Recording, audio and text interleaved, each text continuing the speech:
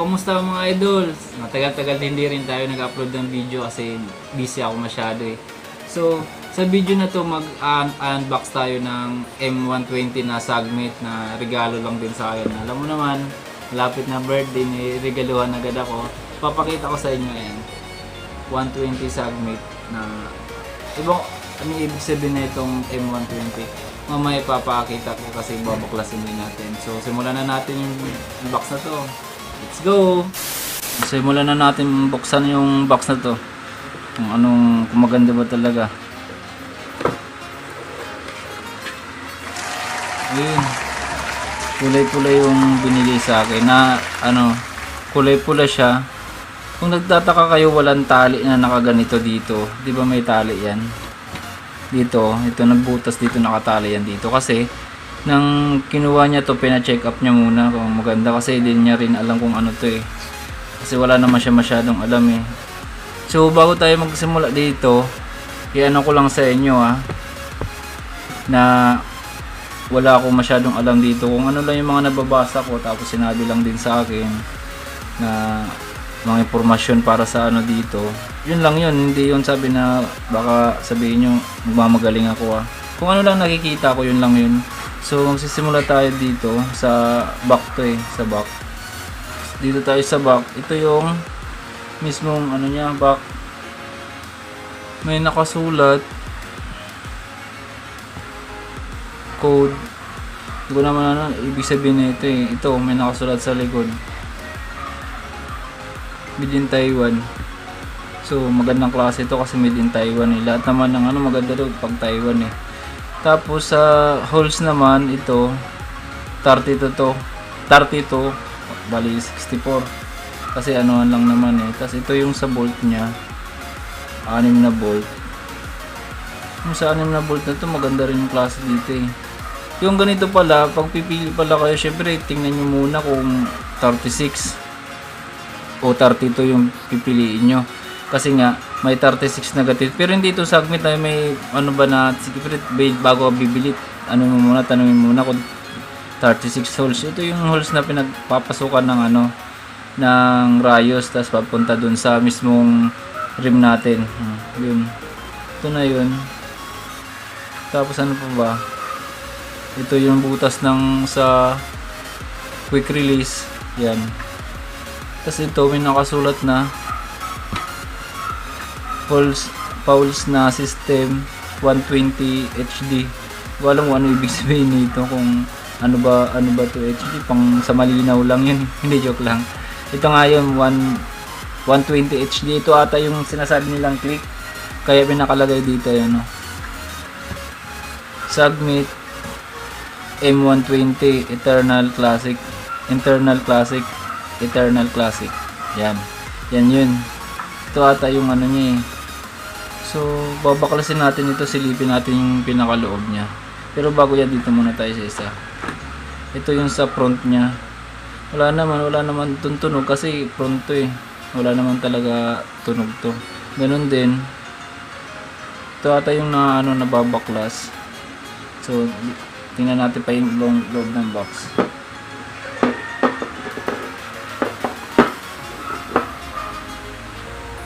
So ito yung adapter ito kasi non-boost to, ito pang boost daw. Ito yung mga bilog yung hindi siya quick release.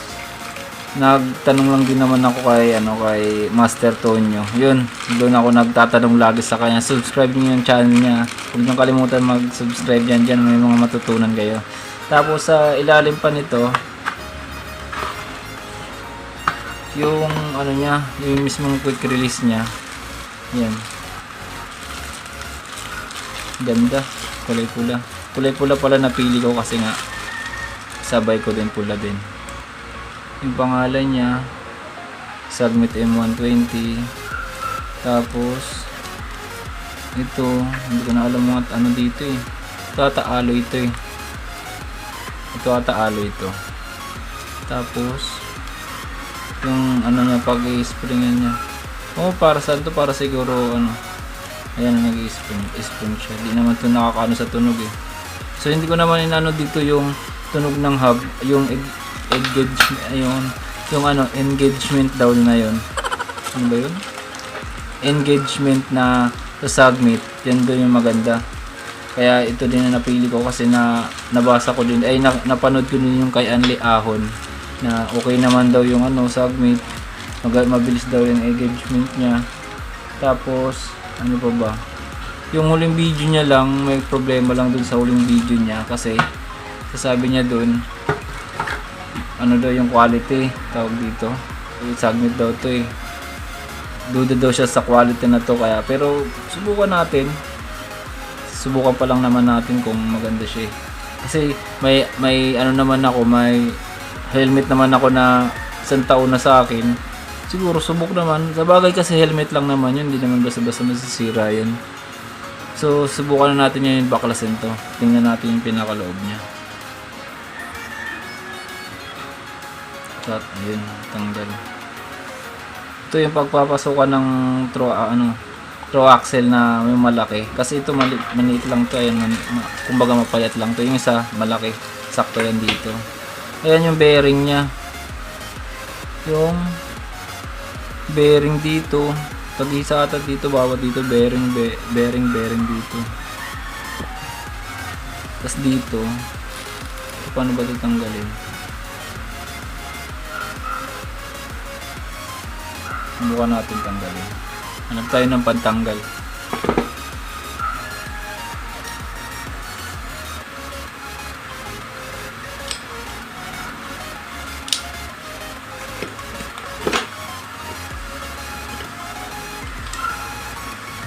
So, baklasin na natin.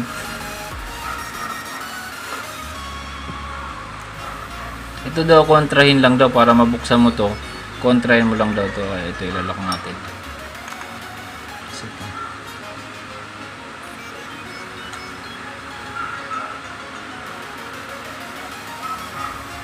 Yes.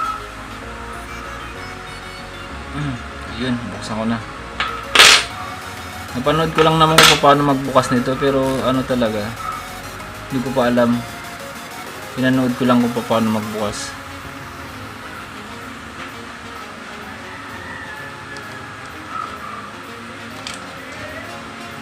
Ayun yung cup niya. Cup ata tawag dito eh, cup. Tapos yung bearing niya naman, may bearing na naman siya dito. Bearing ata ito. Tapos bali 3 o 4. Ayun, tanggal ko na. So ayan nga siya. Ito mga isa. Ayan, punong-puno pa ng grasa. Bagong-bago pa naman kasi. Ayan, ito yung sinasabi niyang, ito yung nakasulat, no? Yung nakasulat 6 poles, pero 6 siya, pero may mga ano pa, may mga yun, may mga ipin-ipin pa yun, mga ano na to. Ito ata yung pagbabanggaan ng ito. Yan na, kung napapansin nyo yung parang mga ngipin din. Yan yun siguro yung pagpipitikan niya ng ano. Ito ata yung sinasabi nilang 120. Kung mababasa ko pa, ay mabibilang ko pa ba yan. Basta yan, yan yung sinasabing 120.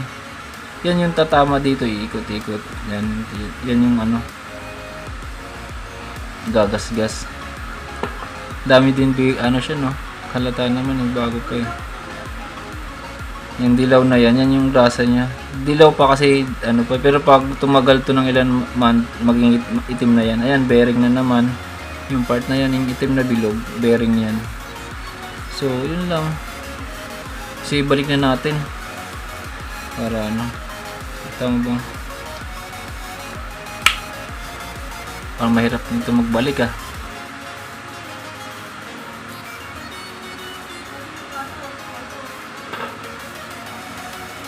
Hanap tayo ng sungkit.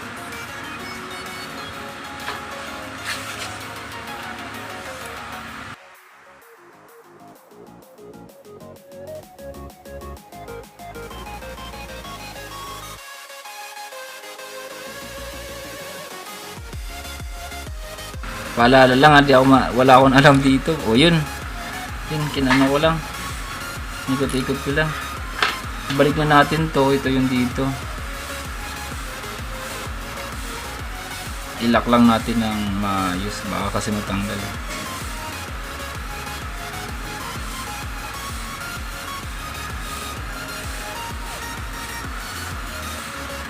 Ikot ako ng ikot. Ito pala sumasabay. Kaya pala akala ko hindi naglalak. Ito pala ano natin. Ilak natin. Yan.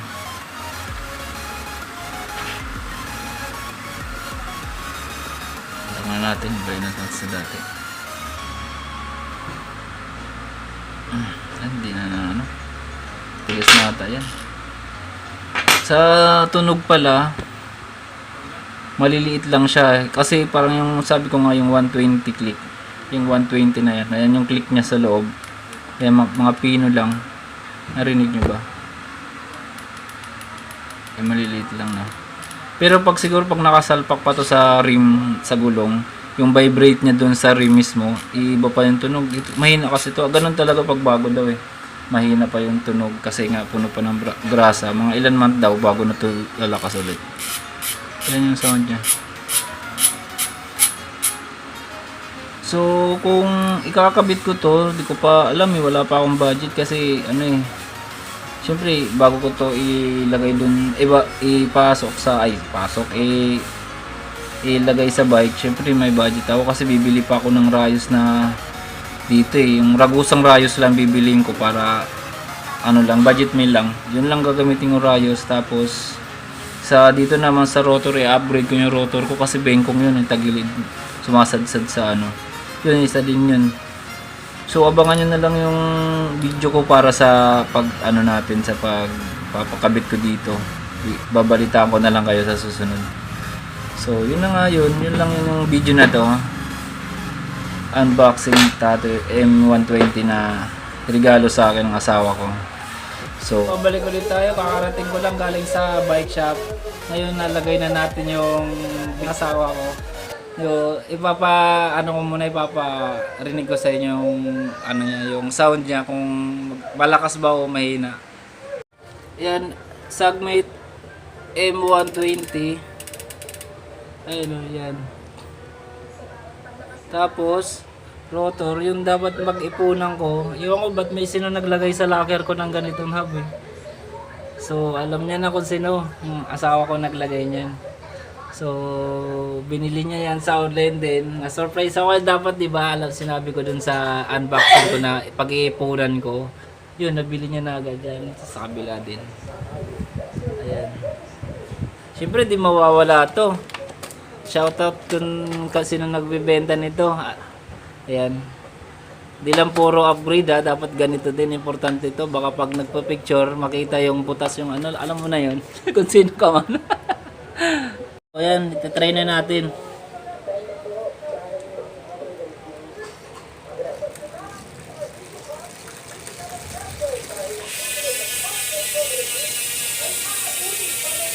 Mahina pa kasi ano eh, tawag dito, marami pa siyang grasa, kaya ganyan lang tingnan. After 1 month, tatry ko din naman yan sa ano, mga 6 months.